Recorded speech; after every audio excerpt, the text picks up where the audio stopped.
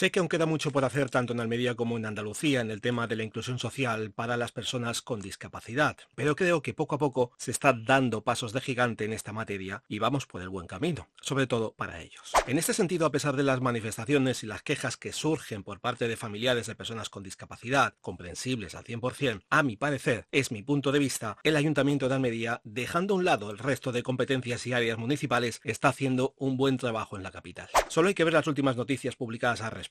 Desde ayudas a asociaciones de personas con discapacidad hasta apoyar proyectos para que estas personas sean cada vez más autónomas y tengan mayor libertad a la hora de enfrentarse al día a día. Vamos, como hacemos todos. No hay que olvidar que son personas como nosotros, aunque a algunos eso no les entre en la cabeza, incluso más inteligentes que muchos de nosotros, y que a pesar de su discapacidad comprenden, aman y disfrutan la vida, seguro, mejor que todos nosotros juntos. Desde luego no me cabe duda, también tienen sus problemas, pero hay que tenerlo muy claro, son como nosotros. Por eso hay que darles su espacio en la sociedad y desde luego darles todo nuestro apoyo para que eso sea posible. Como también quiero dar y que deis vuestro apoyo a la Fundación Isabel Enrique Díaz, que ya se encuentra en tierras valencianas con todo el material donado por colegios, familias, empresas y almerienses en general. Y todo, además, con la colaboración del Colegio Altaduna Saladades y el grupo educativo Atentis, que han trabajado duro y siguen trabajando para recaudar más material de primera necesidad para que aquellos valencianos que lo han perdido todo y material de trabajo para todos aquellos voluntarios, aunque se necesitan muchos más, que siguen con la labor de limpiar calles, comercios, viviendas y garajes y que poco a poco el lugar donde se encuentren recupere la normalidad.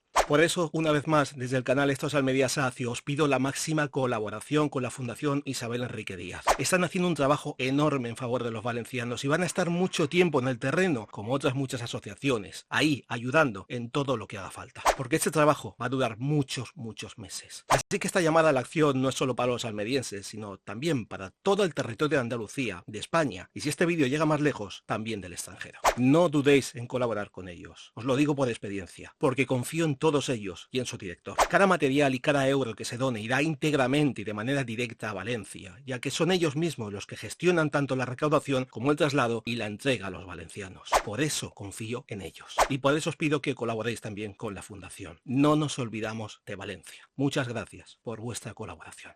Y ahora, noticias.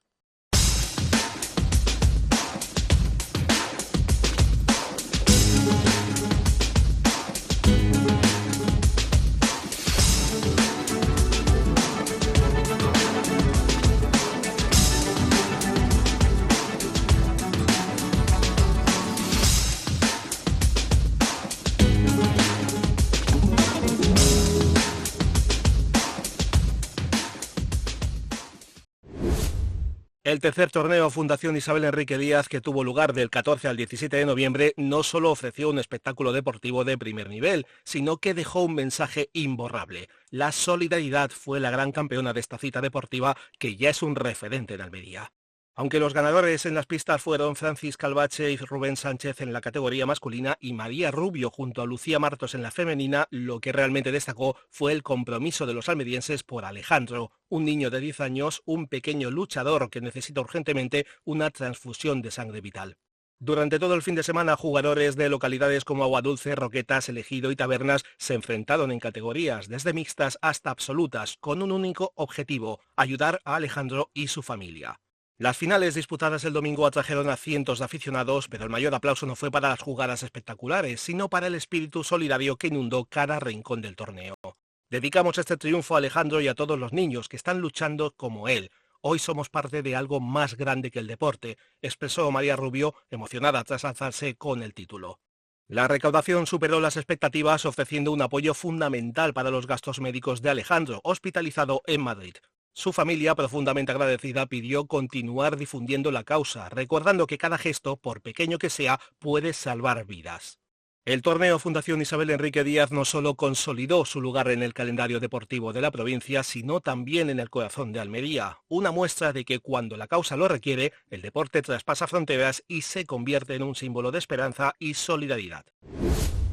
Es más fácil ir a Almería caminando que en tren. Esto es lo que piensan los usuarios que día a día o semana tras semana necesitan desplazarse desde o hacia la capital almeriense, no sin antes encomendarse a Todos los Santos.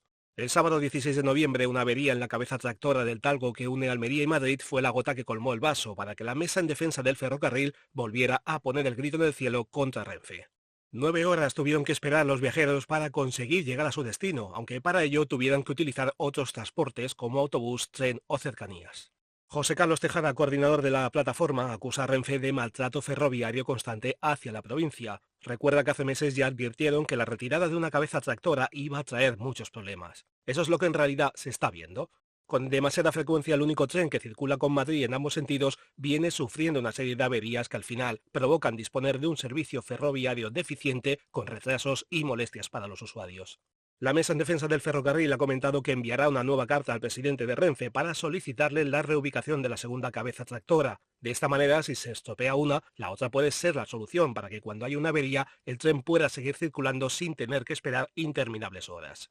La Mesa también pedirá que les dé una fecha cierta y exacta de cuándo se va a recuperar la segunda circulación con Madrid. Aunque hay noticias de que se está trabajando en ello, el Ministerio sigue sin ofrecer información de si el próximo mes de diciembre el tren híbrido S730 comenzará a funcionar y recuperar una segunda conexión diaria, o los viajeros tendrán que seguir rezando al cielo por una solución que no termine siendo otra eterna promesa. Mientras las administraciones públicas intentan proyectar una imagen idílica de Almería, la realidad y los datos cuentan otra historia muy diferente. Según el índice AROPE, en riesgo de pobreza o exclusión social, Almería se encuentra entre las capitales españolas con mayor población en riesgo de exclusión social. Este indicador considera vulnerables aquellos hogares que no superen los 9.626 euros al año, si estos se componen por una única persona, o los 20.215 euros en el caso que convivan dos adultos y dos menores a su cargo. La Agencia Estatal de Administración Tributaria reveló en 2021 que el 27,6% de la población de la capital tenía unos ingresos menores a 10.000 euros anuales. Dicho porcentaje ha sido reflejado en el nuevo Plan Municipal de Vivienda y Suelo 2030 de Almería. Esto equivale a unas 20.000 unidades familiares en la ciudad, que intentan llegar a fin de mes con menos de 900 euros. Esta desigualdad económica se refleja no solo en la periferia de la ciudad, sino que también se mezcla en el resto de distritos de la capital. Los barrios de La Chanca, Pescadería o Fuentecica, Quemadero son los que registran un nivel de pobreza superior al 40%. En contraste, el Tagarete, con más del 20% de población en riesgo de exclusión, se encuentra separado por la carretera de Sierra La Milla de la zona más acomodada de Oliveros. Por otro lado, Nueva Almería, Oliveros y la zona norte de Nueva Andalucía, Obispo, Orberá y la Puerta de Purchena cuentan en su mayoría con vecinos con ingresos dignos e incluso algunos con un nivel de vida muy superior al que muestra el índice AROPE. Mientras algunos ven cómo sus calles, viviendas, comercios y garajes se inundan por culpa de las fuertes lluvias, los vecinos del barrio de Costa Cabana, en Cabo de Gata, inundan de quejas el Ayuntamiento de Almería. Exigen soluciones urgentes para que sus viviendas no terminen, literalmente, bajo el agua. El pasado fin de semana, alrededor de 200 personas se manifestaron en la carretera AL 3202, en el cruce de la Rambla del Charco y la Avenida Marinera. Pancartas en mano exigieron al consistorio almeriense una mayor seguridad frente a las lluvias torrenciales que aíslan la zona cada vez que llueve, debido a unas infraestructuras que consideran insuficientes. Jaime Serrano, vecino de la barriada, comentó que están dando una versión que no corresponde porque dicen que el agua pasa por encima de las cañas, pero lo que viene detrás del agua, que son cañas también, se hace un tapón ahí y nos podemos ahogar todos de una vez. Por su parte, Cristina Sánchez, portavoz del movimiento vecinal, declaró que el problema va más allá de los daños materiales. Con apenas 4 gotas quedan incomunicados. En caso de que se produzca una emergencia no pueden acceder una ambulancia, la policía ni los propios vecinos pueden salir de la zona por sus propios medios. Con esta manifestación, los vecinos de Costa Cabana esperan que las administraciones local, provincial y autonómica dejen de pasarse la pelota y encuentren la manera de encontrar una solución urgente a una situación que ya es preocupante para los habitantes de esta zona de Almería. Salsido Down continúa con su incansable trabajo de fomentar la inclusión social de las personas con discapacidad en Almería. Esta semana, la Asociación Almeriense para el Síndrome de Down ha dado un paso histórico con la colocación de la primera piedra de Residencial 21, una residencia pionera en la ciudad de Almería que busca mejorar la calidad de vida de las personas con discapacidad intelectual. Con este proyecto, Salsido busca que los usuarios vivan de manera más autónoma en la capital. El edificio, situado en la calle José Morales Abad, junto a la actual sede de Salsido, contará con sótano, planta baja con servicios comunes y 4 plantas donde se ubicarán las viviendas adaptadas para ellos. Cada planta tendrá 2 viviendas con cocina, sala de estar propias y una terraza con espacios verdes y zona de descanso. Según Isabel Parra, presidenta de la asociación, lo describe como un sueño hecho realidad, un lugar lleno de vida, un lugar donde las personas con discapacidad intelectual podrán desarrollarse y tener una vida plena. El acto, además de la presidenta de Salsido y miembros de la asociación, contó con la presencia de la alcaldesa de Almería, María del Mar Vázquez, el presidente de la Diputación Provincial, Javier Aureliano García, y la delegada de la Junta de Andalucía en Almería, Arantzazu Martín.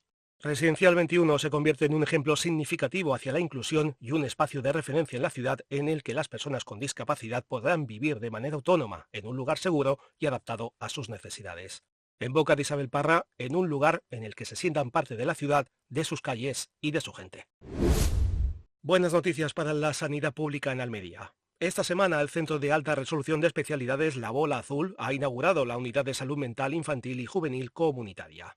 Según la Junta de Andalucía, se trata de un equipo especializado en la atención en problemas de salud mental de la infancia y adolescencia, así como en diagnósticos clínicos, intervenciones farmacológicas, psicológicas y psicoterapéuticas, tanto individuales, familiares principalmente, y grupos multifamiliares de adolescentes.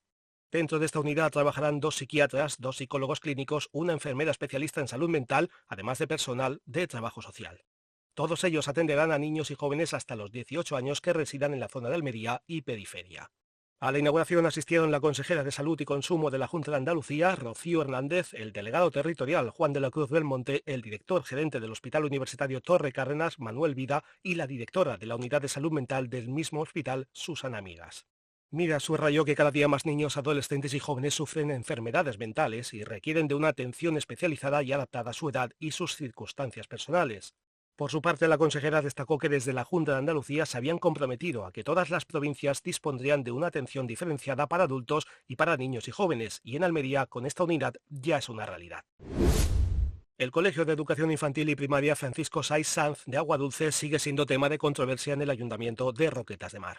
En el último pleno municipal, la concejala del PSOE, Maribel Cuadra, recordó el caso de una monitora del aula TEA, trastorno del espectro autista, acusada de malos tratos y tratos vejatorios hacia varios niños entre 4 y 5 años de edad.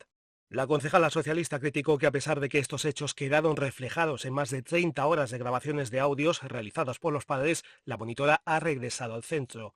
Las familias en defensa del derecho de los niños se niegan a llevar a sus hijos a clase.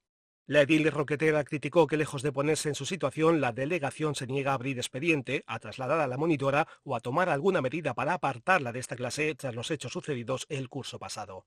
Además, destacó que al parecer la delegación está chantajeando a los padres para que retiren sus denuncias a cambio de trasladar a la monitora, algo que, según palabras de Maribel Cuadra, les parece muy grave.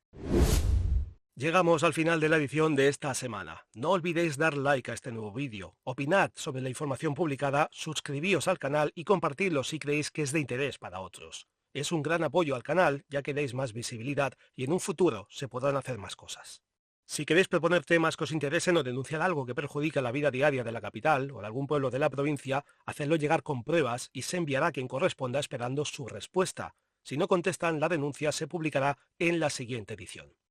Muy buenas a todos, sacias y sacios, gracias por escucharnos una semana más y hasta una próxima edición de Esto es Almería, Sacio.